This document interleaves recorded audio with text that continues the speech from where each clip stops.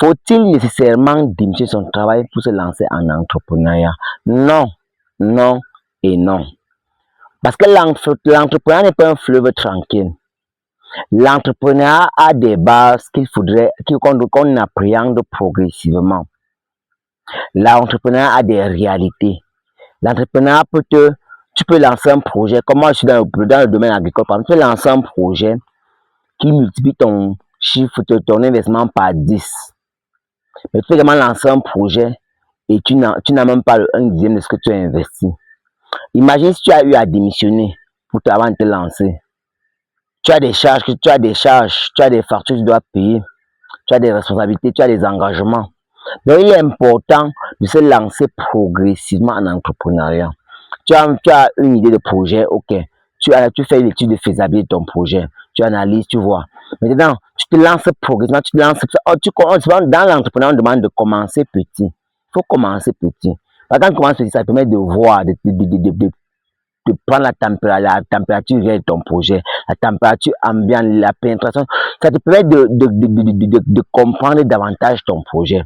Donc, tu peux augmenter la cote de l'investissement au fur et à mesure. Tu peux avoir une idée, tu crois que l'idée est tellement, que c'est l'idée miracle, l'idée du siècle. Alors cette idée va te taper mûr.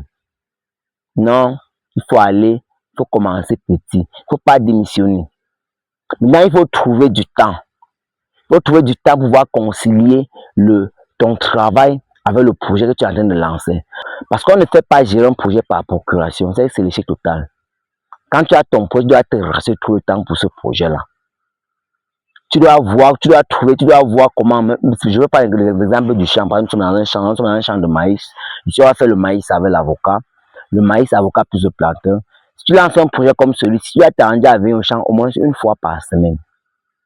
Tu dois t'arranger à ce que tous les 2 jours, pourquoi pas tous les jours, que ton chef d'exploitation te fasse le compte rendu. Si tu as confié ton projet à une entreprise comme la mienne, Agripassion, je peux par exemple, je ne dis pas que c'est ce que je fais, mais je te donne juste les éléments pour que tu puisses comprendre. Tu peux confier ton projet à une entreprise. Tu te fais comprendre, tu l'appelles, tu dis que non, on a tout défriché. Non, on a planté les 1/4 du champ. Non, on a planté la moitié du champ, alors qu'on n'a même pas encore fini le défrichage. Alors qu'on n'a même pas commencé le défrichage. Parce que quand il dit qu'on a planté le 1/4 sur la moitié du champ, c'est pas, il veut justifier la quantité qu'il a décaissé auprès de toi. Parce que non, comme il a décaissé par la moitié de l'argent, s'il dit qu'on a planté le quart du champ, ok, tu es motivé, tu commences notre travail en train d'avancer.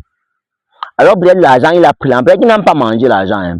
Peut-être qu'il a pris l'argent, il a donné aux gars pour défricher, les gars sont tombés au sol, les gars sont tombés au sol, ou bien les gars ont défriché, mais il faut faire entrer les cieux. Les cieux ont pris les avances d'argent, sont tombés au sol, sont partis avec. Et lui maintenant, ça fait traîner. Lui aussi, il a eu des difficultés financières, il a eu un besoin financier, il a pris l'argent. Lui, si on lui demande qu'il a géré l'argent, comment il ne peut pas expliquer réellement. Mais il n'a plus l'argent. Il faut qu'il te mette en confiance, dans l'espoir de décaisser de faire les décaissements suivants pour essayer de se rattraper. Or, en entrant constamment au champ, lorsqu'il a dit que non, on a planté la moitié du champ, tu arrives au champ, on n'a pas défriché. C'est vrai que ça va clasher, mais au moins tu vas te rattraper dans ton projet. Tu peux faire une nouvelle équipe, tu peux lui mettre la pression, tu peux lui donner une idée que lui n'avait pas compris comme ça, là, par exemple. Vous pouvez conjuguer les idées ensemble et trouver une solution et le travail avance.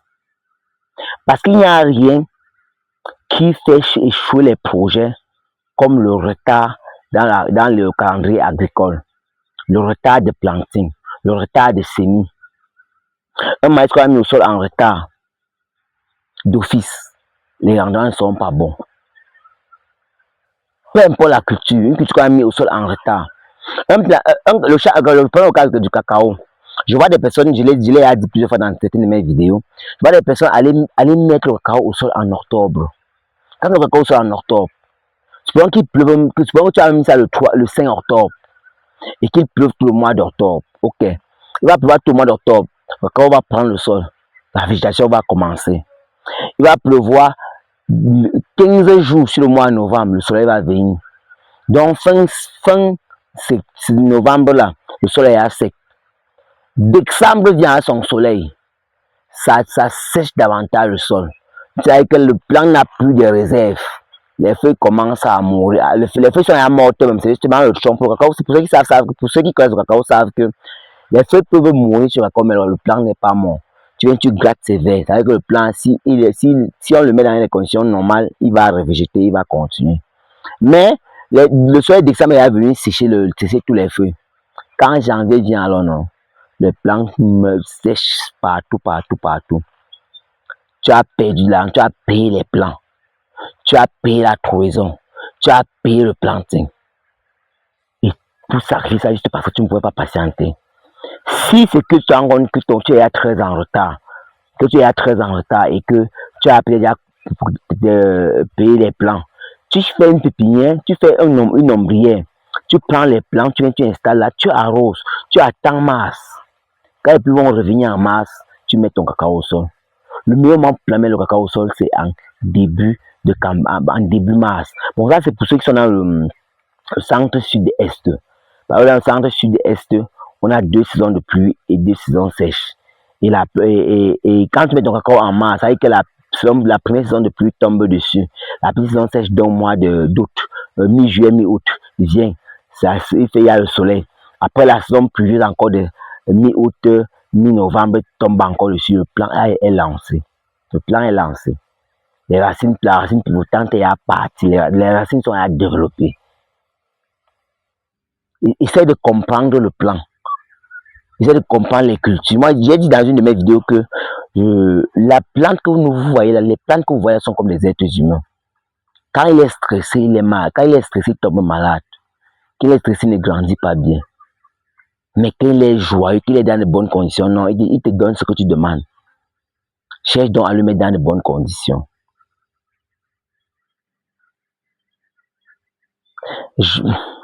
J'espère que ces quelques minutes passées ensemble t'ont donné un plus.